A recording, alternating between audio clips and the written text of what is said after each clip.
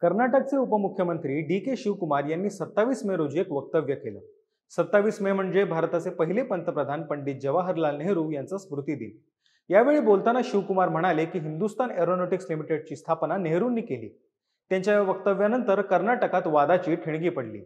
भारतीय जनता पक्षाचे आमदार आणि वडियार घराण्याचे वंशज यदुवीर कृष्णदत्त चामराज वडियार म्हणाले की शिवकुमार यांचं विधान चुकीचं आहे.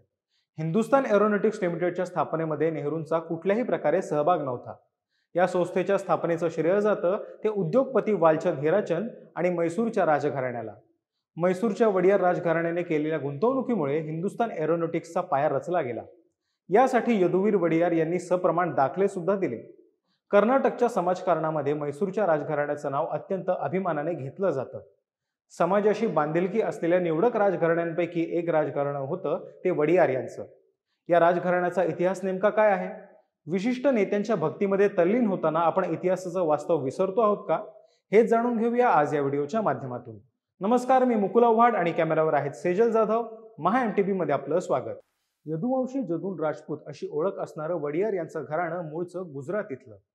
भगवान श्रीकृष्णांच्या वंशावळीतील हे घराणं 12व्या शतकानंतर दक्षिणेत आलं. संस्कृतीचा, कलेचा एक समृद्ध वारसा घेऊन या घराण्याने स्वतःची वेगळी ओळख निर्माण केली. विजयनगर साम्राज्याच्या अधिपत्याखाली वडियार घराण्याच्या कारभाराची सुरुवात झाली. 1565 साली विजयनगर साम्राज्याचं विघटन झालं.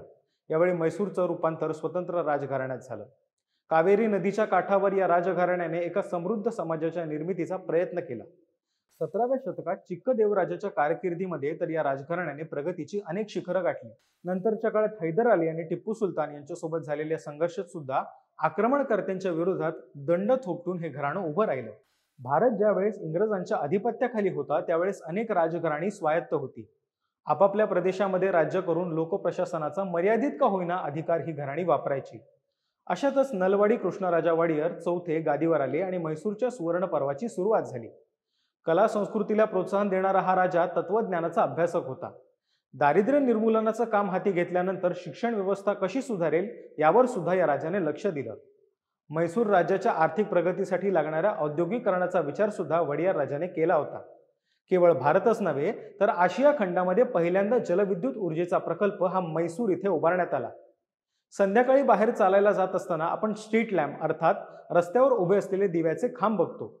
भारतामध्ये पहिल्यांदा 1905 साली हे काम म्हैसूर येथे उभारण्यात आले होते. आता आपण हिंदुस्तान एरोनॉटिक्स लिमिटेड या कंपनीच्या स्थापनेमागचा इतिहास जाणून घेऊया. गोष्ट सुरू होते ती 1940 सालापासून. दुसऱ्या विश्वयुद्धाचे पडघम वाजू लागले आणि त्याचबरोबर उद्योग विश्वाचा सुद्धा चेहरा मोहरा बदलू लागला. विलियम डग्लस पॉली नावाचा एक अमेरिकेतला उद्योगपती होता. त्याच्या सेंट्रल एअरक्राफ्ट मॅन्युफॅक्चरिंग कंपनीसाठी तो जागा शोधत होता. सुरुवातीचा काही काळ चीनला लढाऊ विमान बनवून देण्याचं काम तो करत होता.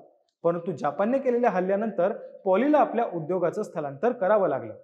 अशातच एकदा विमानातून जात असताना पॉलीची भेट झाली ती वालचंद हिराचंद यांच्यासोबत. या पहिल्याच भेटीत भारतामध्ये विमानांची निर्मिती व्हावी या कल्पनेवर विचारविमर्श सुरू झाला. पॉलीला ब्रिटिश सरकारकडून 72 तासांच्या कालावधीतच परवानगी मिळाली. परंतु ही वाटचाल सोपी नव्हती. वालचंद हिराचंद यांच्या कंपनीच्या स्टॉक होल्डर्सला ज्यावेळी ही गोष्ट लक्षात आली त्यावेळेला त्यांनी नाराजी व्यक्त केली व हा प्रकल्प धुडकावून लावला.